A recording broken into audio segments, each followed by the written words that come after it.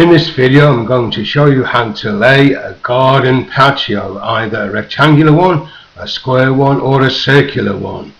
This was filmed in Hampshire with my mate Ryan Day. The first thing you have to do is to excavate the grass or the ground to a depth of about 6 inches. You may find that using a spade and a shovel and a pick axe will help you. Remove the dirt, put it into thick plastic bags or buckets, cover the back of your boot in newspaper and take it to your local recycling centre. The next step is, once you've excavated it, is to add ballast, and this is 1/4 inch to dust. Using a rake, spread it evenly along the dugout trench.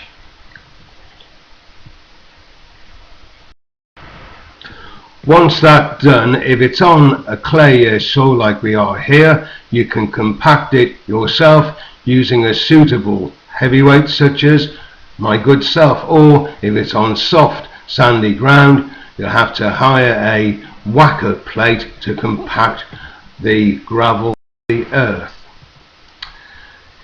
Once that's been done, you can level it slightly using a broom to get a nice flat finish. The next step is you're going to mix up your concrete, which will consist of a mixture of sharp sand to cement in the ratio of 4:1.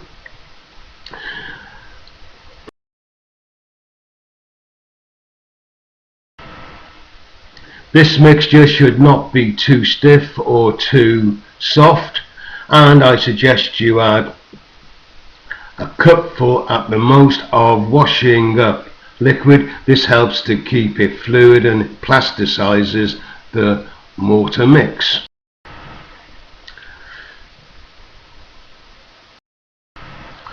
Once the mix is done, you're then ready to embed the slabs on the concrete mortar.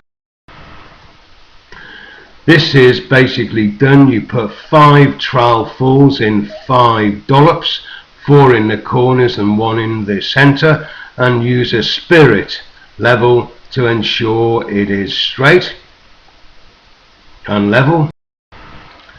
And there to show you, there's the 4 dollops, 4 in the corner and 1 in the center. You've put your first slab down, and by the way, using a rubber mallet or hammer to ensure that it is completely level, and then I've laid a line, a yellow line, to secure, making sure you've got the next slabs all neatly in a row. By the way, that blue bottle is just to keep it aligned to the edge there on the first slab laid. Another slab about to be laid. You can see there the 5 blobs of concrete or mortar, and there is a row. Almost complete there. Notice there's hardly any gaps between those slabs. You can though fill those gaps later on by using block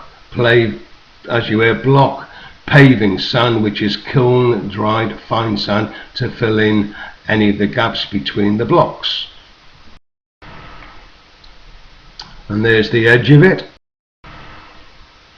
And now we have to cut a slab. These slabs can be cut using a disc cutter. These discs are quite easy to cut. They're quite small. There's quite small slabs. These in fact were 450 mil slabs, patio slabs. Using a bucket to support the slab you're about to cut. By the way, these disc cutters are extremely dangerous. Make sure you've got proper builder's steel reinforced boots on, and also wear protective eyeglasses.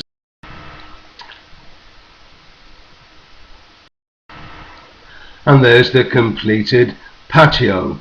At the end of the day, you can walk on it after 24 hours, and along that edge on the right hand side, clear it out, put a bit of topsoil and put some garden seed on it, water it every day for about 10 days and you should get your grass. The next patio was a circular patio, and what I've done is I've roughly laid it out. You can see there, this is to be 6 slabs by 6 slabs, and then we'll mark it. So there is a spray paint I've used to mark the outline of the circle.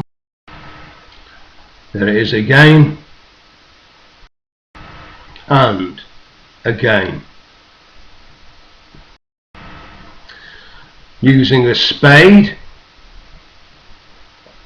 and or a shovel and or a pickaxe, excavate again between 5 and 6 inches, chopping it out and sticking it into sturdy plastic bags or whatever, and then taking it down to the dump.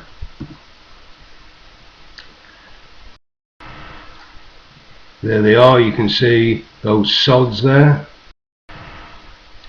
And once again, fill it in, making sure, notice the depth, it's about a patio thickness below the present turf line, and that is then raked with the quarter to the dust ballast, and use a rake to spread it about. And once again, there's Jimmy, that's me, compacting it, jumping up and down there like a jackhammer, or aka a fool. If it's on soft sand again, hire a whacker from B&Q or a hire shop.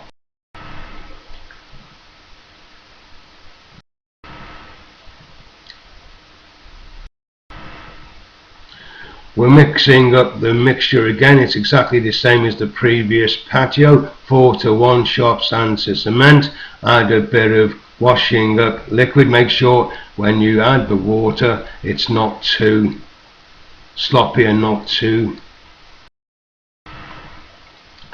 Find the center of the circle, and that's where you're going to embed your first slab, making sure it's level again. You see there on the bottom left, that is a pin, a steel pin, which marks the center and where we're going to put the first. Using 4 points and a center blob of the mix, secure your slabs using the again to keep them level. And if you've got to cut them again, use the disc cutter. You may put these slabs on top of a bucket, or here we're using an existing piece of slab. You see there, that's almost done. Some of those slabs were close to the shape of the circumference. They've been chopped out, so we don't have to cut too much of them. After they've been sat there for 24 hours, you can then mark your circle again and trim them off. Once again, round that edge, strip it back, add some topsoil, sow some seed, water it for 7 days, and with a nice clean edge like that one. This is Jimmy Whittaker signing off from Hampshire. Enjoy your patios.